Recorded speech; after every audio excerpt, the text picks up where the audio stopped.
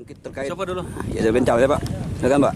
Terkait ODP ini kan banyak masyarakat yang resah takut Pak. Mungkin bisa Bapak kasih pengertian buat masyarakat. Baik.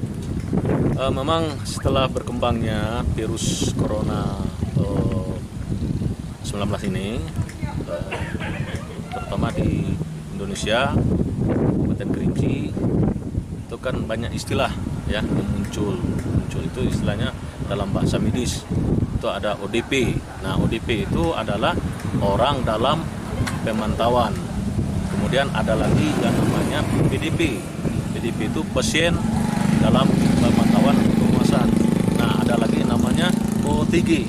OTG itu adalah orang tanpa gejala.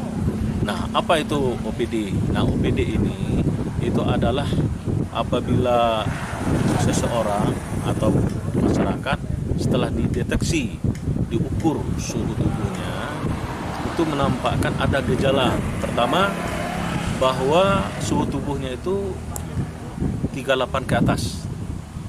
Nah, kalau suhunya 38 ke atas, kemudian ditanya apa gejala yang pernah dia alami, misalnya batuk, demam, pilek.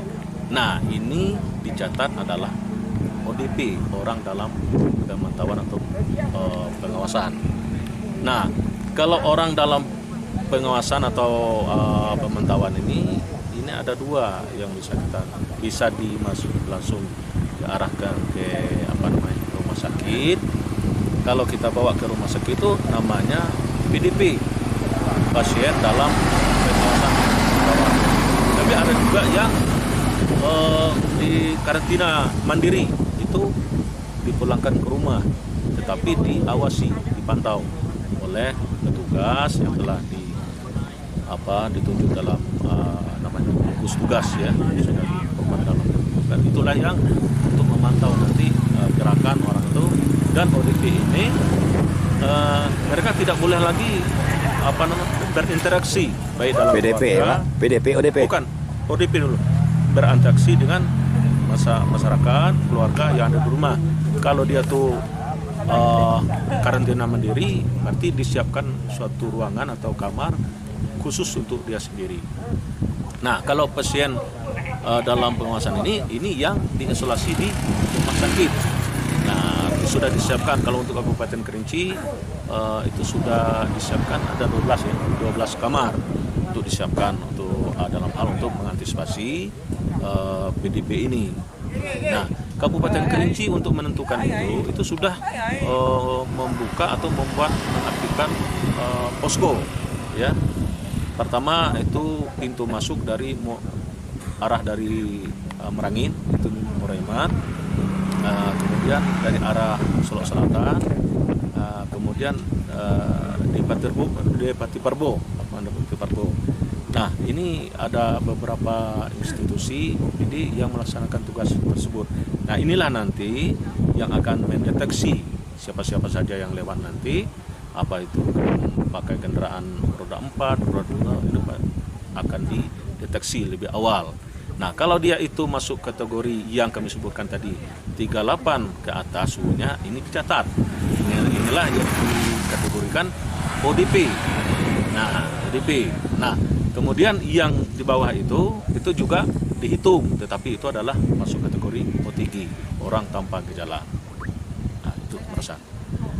Kemudian Pak, mungkin tambahan dari Bapak sendiri terkait dari pemberitaan tentang virus yang positif, warga positif kemarin itu Pak, apa benar atau tidak Pak? Memang berdasarkan informasi yang beredar, yang pertama itu berita yang kita terima itu kan kemarin itu jam 11.30 itu memang dinyatakan masih negatif.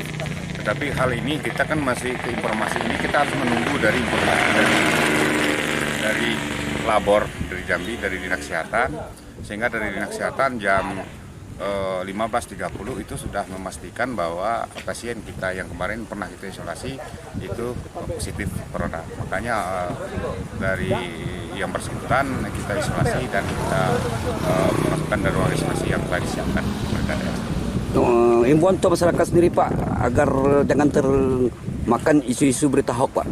Ya, sesuai dengan maklumat daripada Bapak Kapolri, kemudian berdasar dari beberapa himbauan dari Forum Keminda Kabupaten Kerinci yang telah kita sampaikan, dan melalui camat kita sudah membentuk dari Satgas, ya, gugus tugas dari tingkat desa. Jadi kita tidak bisa bekerja dari tingkat kabupaten saja, tetapi kita menggerakkan perangkat desa yang ada di bawah. Insya Allah pada hari ini sudah bergerak semua. Setiap tempat-tempat umum itu kita sudah pasangkan himbauan dari Bapak Kapolri, kemudian untuk memasang pencuci tangan di tempat-tempat umum, dan kemudian untuk menyemprot daripada rumah-rumah keluarga yang ibadah dan pasar yang berkaitan dengan fasilitas umum itu kita perintahkan kepada seluruh perangkat desa untuk melakukan penyemprotan untuk menghindari daripada COVID-19. Jadi untuk berita hoax nih Pak, akan terpancing bagaimana sikap masyarakat Pak? Tentunya kita berharap ke depannya masyarakat untuk menerima informasi, karena kita sudah ada Satgas, Satuan Tugas Gugus daripada COVID di Kabupaten Kerinci, itu yang sekretariat dari pemerintah Kabupaten Kerinci. Tentunya informasi-informasi yang dikeluarkan itu pertama yang resmi dari informasi yang dari pemerintah daerah itu sebagai juru bicara itu dengan surat keputusan bupati itu adalah Kalap BPBD dengan Kadis Dinas Kesehatan.